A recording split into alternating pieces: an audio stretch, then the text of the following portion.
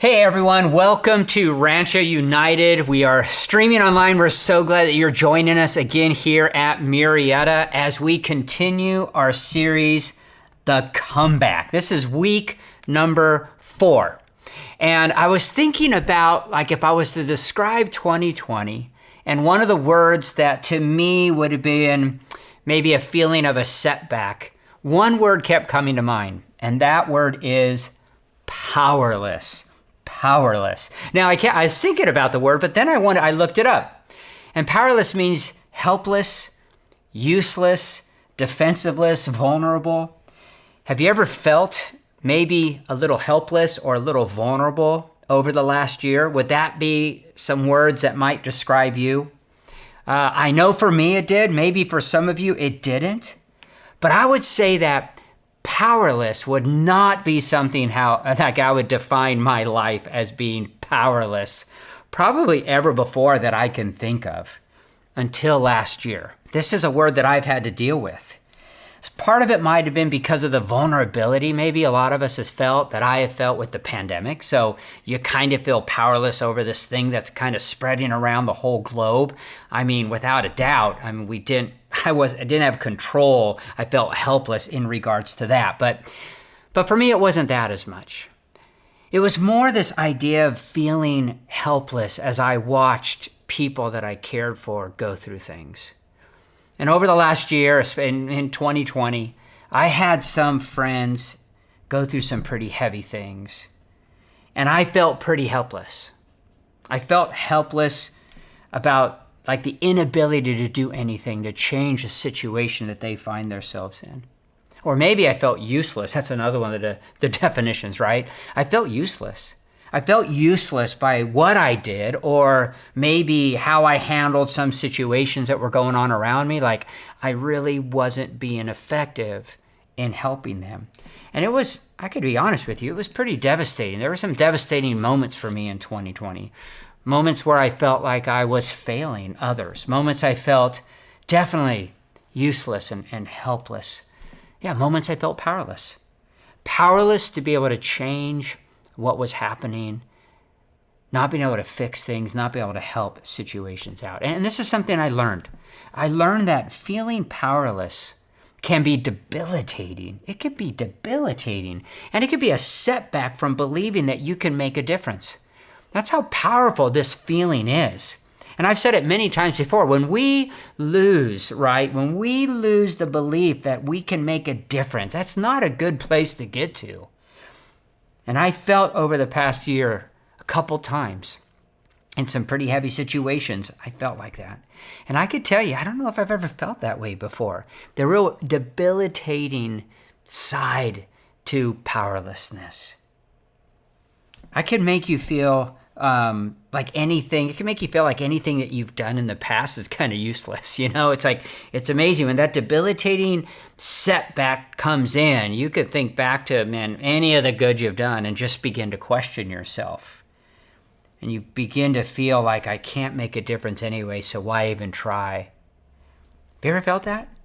Either that just something happened that made you question everything, or just made you kind of feel like you might as well just give up because it doesn't matter anyways, you can't make a difference. Well, today I want to talk about this subject when we talk about the comeback story.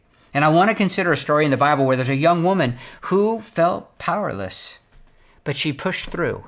She pushed through that feeling and she changed the course of history for her people.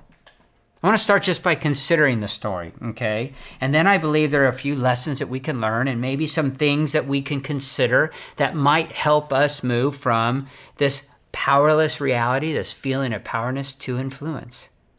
And that's what I want us to talk about today. And we're going to be talking about Esther. We're talking about Esther. Her story is found in the Old Testament.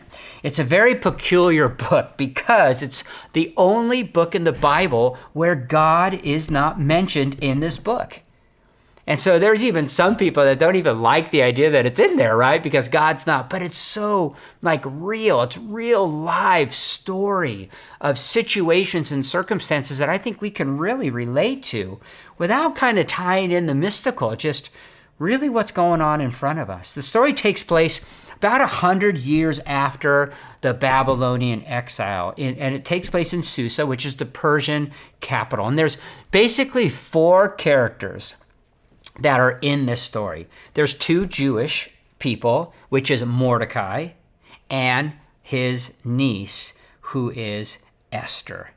And basically, he raises Esther like his own, okay? Then there's the king of Persia, who I guess you can kind of look at him as being kind of a drunken pushover is kind of how you would describe maybe the king of Persia. And then there's Haman. And Haman kind of got to the highest level of a Persian official underneath the king. And I would say that he is the villain in the story. The gist of the story is this, is that Haman hates Mordecai, okay? They do not have a good relationship because when Haman became like the right-hand man of the king, Mordecai refused to bow down to him. And because of that, Haman wanted to, he wanted to see Mordecai suffer, but he decided that he wanted to see all of Mordecai's people, the Jewish people, suffer. And he felt like they should destroy all the Jewish people because they didn't follow their customs and they're just a problem. So he convinces Haman. More than likely in a time when they're partying and when the king is drunk and just in one of his place, Haman convinces the king to make an edict that they would eliminate the Jewish people. So in Esther chapter 3, it says, the king dispatches were sent by couriers all over the king's provinces with order to destroy, kill, and annihilate all the Jews, young and old, women and little children, on a single day, and to plunder all their goods. So that's kind of what's going on with Haman and the king and what they're plotting to do to the Jewish people. Now, in the midst of this is Esther. Esther had been chosen to be the queen of Persia. Okay, so she's like the main queen underneath the king. But before you think like, wait a minute, man, she's a queen. Obviously, she must have a lot of power. Before you think that, you need to know that it is far from that in that culture. You see, the queen was basically the main sex slave of a harem. And this harem was ruled by the king, and they were only able to approach the king when summoned. What could happen if she didn't honor that and she was to approach the king at any time she felt fit? Well, Esther knew what could happen. Even as the queen, she knew what can happen. She says that all the king's officials and the people of the royal provinces know that for any man or woman, even the queen who approaches the king in the inner court without being summoned, the king has but one law. What is that law? To put that person to death. So you have Queen Esther, right? But not a queen as we might consider, the Queen of England or anything like that. We're talking about a different reality. And if it isn't problematic enough that she knows about this law that she could be killed if she was to approach the king, the previous queen refused to come when the king did summon her. He summoned her at a time where he was having a party. There was all these other rulers that were there, and he summoned the queen to come and entertain him and his friends. Yes, I would say that when you say entertain, to abuse her and to allow the others to as well. This is not a pretty picture for women, even for the king at that time. And she had had enough abuse. She had had enough of this, and she refused to come to this party when summoned. And she's banished. And she basically is never heard of again. And at that time, this decree goes out because of that every woman will submit and honor their husbands, and the husbands will rule over the wives in the kingdom. So this is something else that Esther knew about. When the queen did not want to come to another one of these parties where she would be abused, she gets, who knows what happens. Doesn't say what happens to her. But here's the bottom line with that, is that Esther's position as queen was a life of powerlessness and exploitation. That's what she was dealing with. She was in a very difficult situation. So when Mordecai found out that this decree had been made for all the Jews to be wiped out, by the Persians here in this area. He knew that there was only maybe one chance. If Esther would go and talk to the king and see if she could make a difference. What a crazy idea, right? To see if she would go in uninvited and stop this slaughtering from happening. Here's what he says to her. He says in Esther 4, do not think that because you are the king's house, you are alone of all the Jews will escape. I mean, he's telling her that, hey, Esther, if they really go after all the Jews, they'll find out you are one too, and you can die as well. Now, if you remain silent at this time, relief and deliverance from the Jews will arise, he believes, from another place, but you and your father's family will perish. But the immediate family right now will perish. Then he says a very famous statement, but who knows? Who knows, Esther, if perhaps you were made queen for just a time as this, to help your people. So guess what, man? Esther decides to go for it. And remember, this was a decision from a scared, dangerous, powerless place that she found herself. But look what she says. She says, go gather all the Jews who are in Susa and fast for me.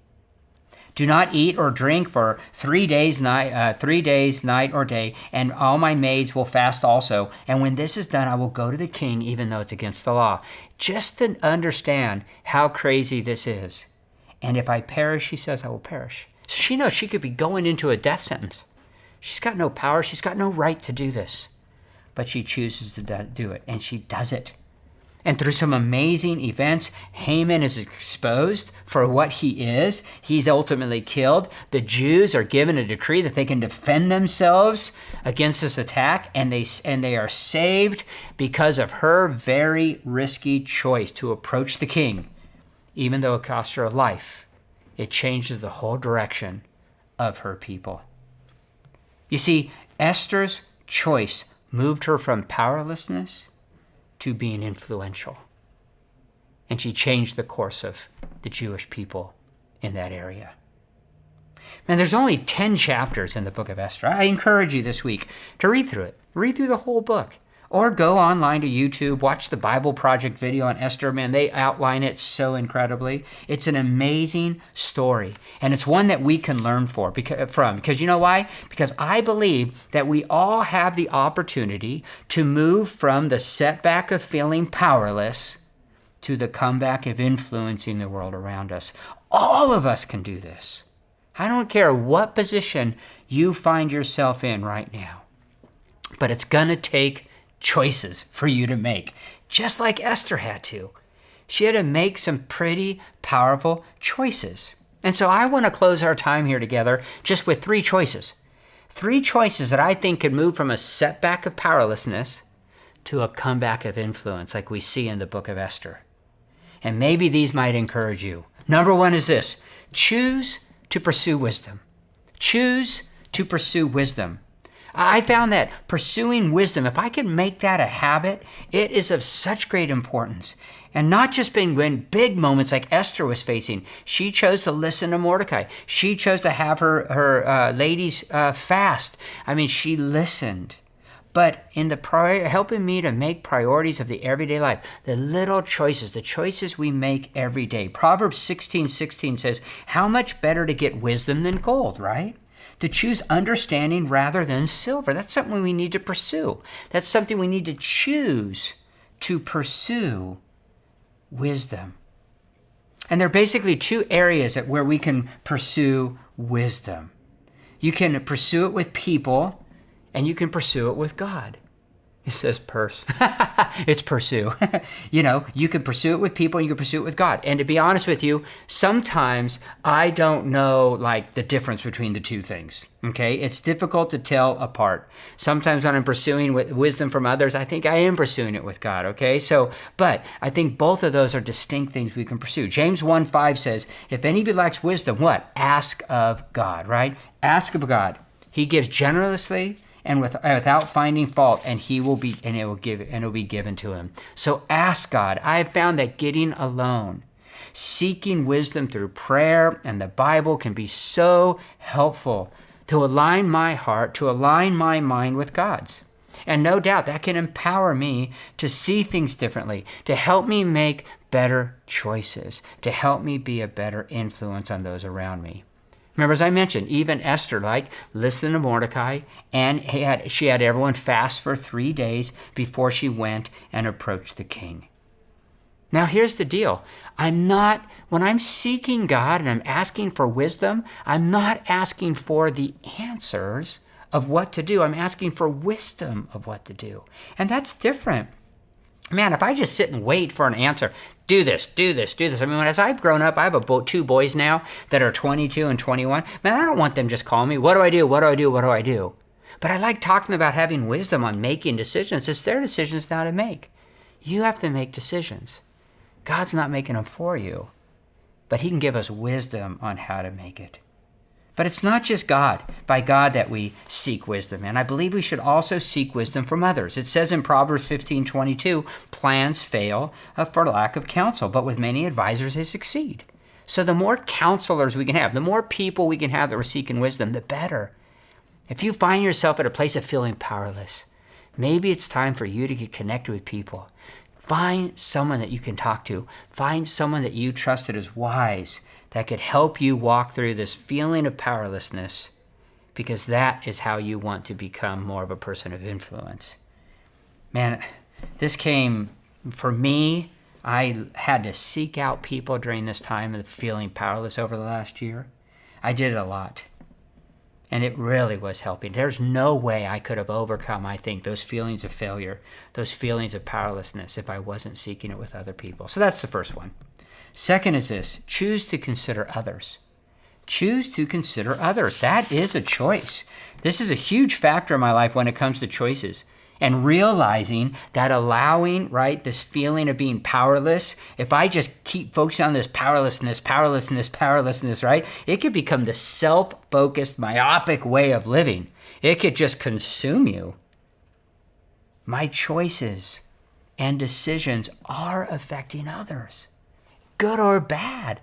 Don't think, I'm just going to not worry about it. I'm not going to affect any or influence anyone. You are influencing people. And thinking about that and realizing that can have a huge impact on the decisions and on the choices you might make. And whether that be in your house, at school, at work, or in the world around us, considering others is so powerful. And I found that choosing to consider others instead of just thinking of myself, even my own powerlessness, even my own woe is me, I don't have, it's helped me to stop feeling so powerless. And I believe, and it begins to help me believe, that I can have an influence. You see, I doubt Esther would have risked her life going to the king if it wasn't for considering her people. All the people, not just her. It was because of what was going to happen to all the people that made her make that decision. Philippians is one of my favorites, in humility. Consider others better than yourself. Each of you should look not only to your own interest, but also to the interest of others. I mean, this is it's just had the same mindset and attitude of Christ Jesus. This is all over the Bible, the idea of thinking about others. How much do you really spend time considering your actions and how they affect others, considering their interests? Starting with your spouse, your kids, your parents, your co-workers, people at school, those hurting, those suffering, the world around us. And I've met so many people that have made radical life changes that have caused them to be these incredible, influential people because others captured their hearts. I mean, huge to move to other places in the world, to adopt many kids, to foster kids, to make decisions that affect them for the benefit of other people. And that is a powerful thing to do. And I think Esther shows that, and it might be something you might do too. And here's the final one. Choose to do something. Do anything. Do something. I heard that statement along, do something, do anything. I heard it years ago, a pastor that I was underneath said that. And this idea of do something, man, do anything, move. Don't just sit still and wait to be motivated or for something to drop in your lap. Do something, do anything. My wife said earlier today when we were hanging out, powerlessness causes paralysis. How true is that? And when and you need to start moving. You need to get your body moving again if you have paralysis and you could potentially come out of it. Or you might find the inability to move is just going to become more and more of a reality. So do something. I can't encourage you enough. Galatians chapter 5 says, yes, my brothers, you were called to be free, right? But don't use your freedom to indulge in the sinful nature. Rather, serve one another in love, right? Do something. And I think this idea of the freedom of indulging in the sinful nature could be that feeling of powerlessness. I mean, it could be sin I just live for myself, but it also could be the, kind of lying in this, I have nothing to offer, right? That could be also indulging in the sinful nature, but serving one another. Esther went for it. And she did something, having no idea what the outcome would be. And if you've ever been feeling powerless, then do something to serve. Do anything. Just a couple weeks ago, I was talking to a gentleman from our church who lost his wife back in December. And, it's just been a very difficult time for him. And all of a sudden he called me up and he goes, hey, I want to work with the poor. How can I get connected with Community Mission of Hope? I've always had the heart for the poor. It's time for me to do something.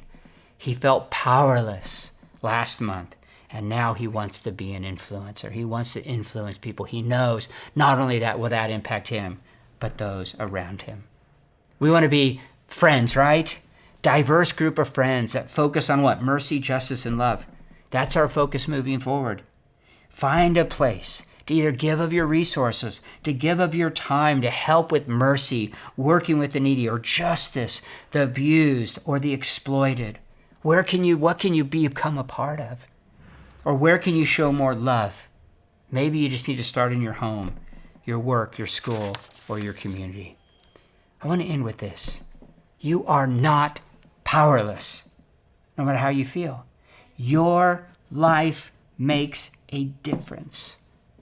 So do something that will influence the world around you. Seek wisdom, right? Seek wisdom. Make sure that you're talking to people around you. And do something. Do something. Don't just wait. Don't let the feeling of powerlessness stop you from making an influence on the world around you. God wants to use you. I hope you'll let him. I hope you'll let him. Hope this has been encouraging for you. Hope you have a wonderful, wonderful day. And I hope you'll join us again next week as we continue and we take a look at Jesus, the ultimate setbacks with the ultimate comebacks. Have a wonderful day and God bless.